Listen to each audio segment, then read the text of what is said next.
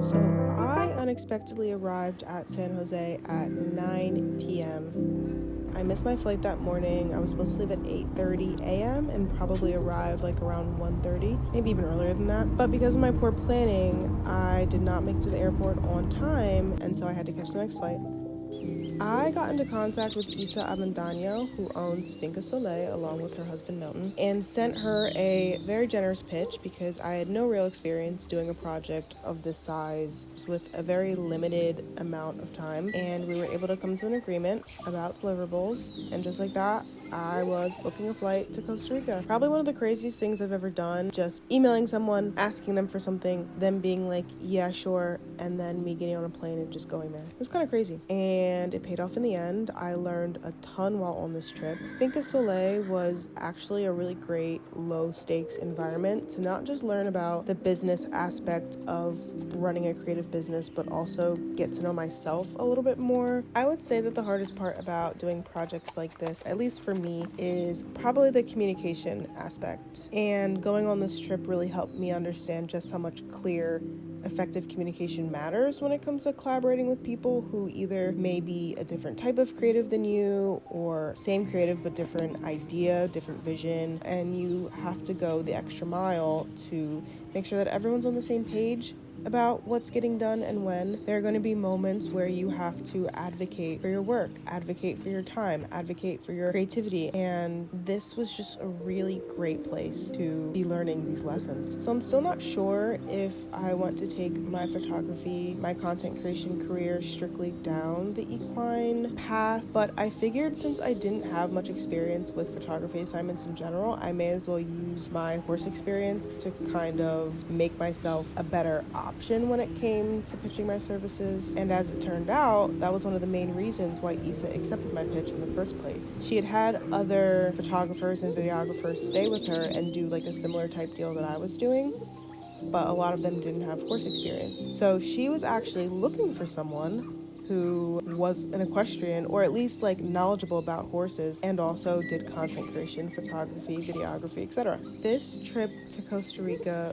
feels like the first chapter of my career, and I'm actually really excited to see where this trip takes me, where my YouTube channel will take me, how my creative style evolves over time, how my equipment evolves over time. So for this journal entry, I thought that I would talk about a few key moments, observations that I picked up from this trip. And the most notable off the top of my head is how much physical and mental work goes into a project like this. I am not kidding when I say that I've never worked so hard on any photography creative project in my life. I was up at 5:30 every single day. I immediately started working and I didn't stop until like 8 in the evening. If I wasn't shooting, I was managing and organizing files. If I wasn't working with files, I was editing videos. And actually, at the end of my trip, one of the biggest pieces of feedback that Issa gave me was that I offered too much content for too little. For what I got out of the trip monetarily, I probably could have offered like a fourth of what I delivered, and it still would have been a fair trade and a great deal.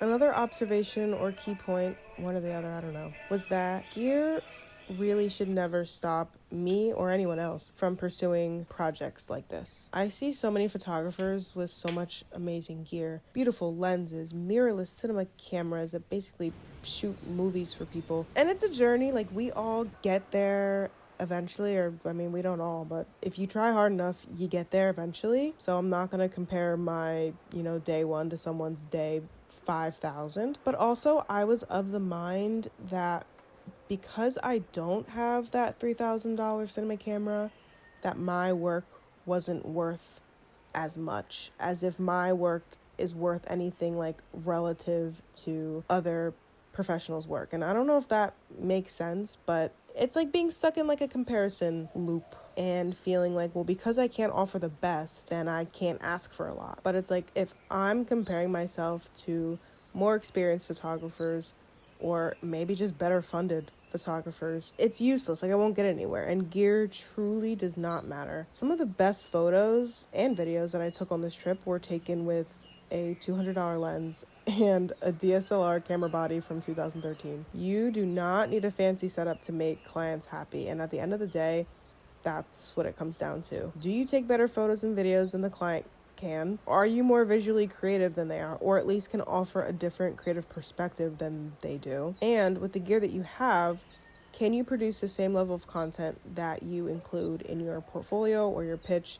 Wherever they saw your work, can you replicate that? And if the answer is yes, then you're ready to at least start putting yourself out there. Even if you're not charging a lot, it's still worth something because it's worth something to the client. It makes the client happy. And if they're happy, you're getting paid.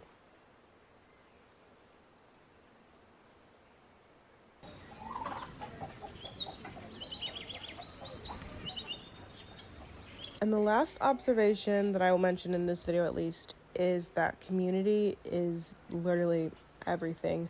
In my opinion, it's worth more than your work, more than your gear. The horse world is so small. So if you're focusing on building your network, which is what I think I'm going to try to do a little bit more, if not this year, the next year, just by forming a single working relationship, because if you're like me and you don't have a ton of followers on any platform, or you're struggling to get your name out there, getting past clients to mention your name to other potential clients can almost guarantee at least some sort of success. Like, if not in the short term, then in the long term. People mentioning your name will be your greatest asset. Like, that's what you want.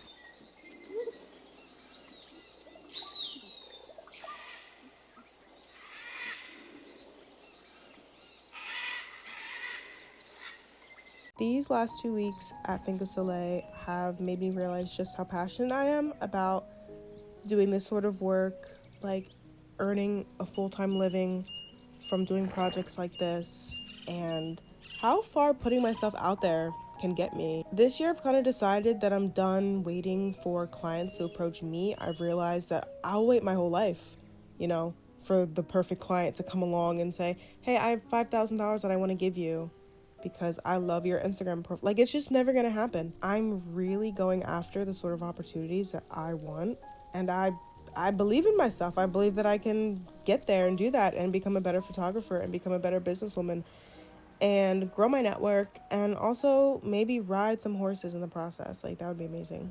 So let me know if you have any comments, any questions, constructive, and I mean very constructive criticism, or pieces of advice for me, while I'm on this journey to professional. And I've noticed that I always have quite a few professional, or at least like very experienced amateur photographers who comment on my videos and offer great advice, and sometimes are even like, actually, Tessa, you're wrong about this. And I appreciate that so much because it helps me learn. And this channel, at the end of the day, is going to be, I want it to be educational, entertaining, of course, but also educational. And I'm 100% self-taught. Like, I'm still making mistakes. I've never taken a single class. I've never taken a workshop. I've never had a mentor. So anytime I can get little pieces of wisdom from the people who either have done or are doing the things that I currently wish I was doing, I'm going to take that wisdom, and it helps me out so much. And it also helps out the other photographers who look at my channel because they're in a similar situation to me. I'm going to stop rambling, but you get the point. Like, let me know what you think, and I can't wait to see you in the next video.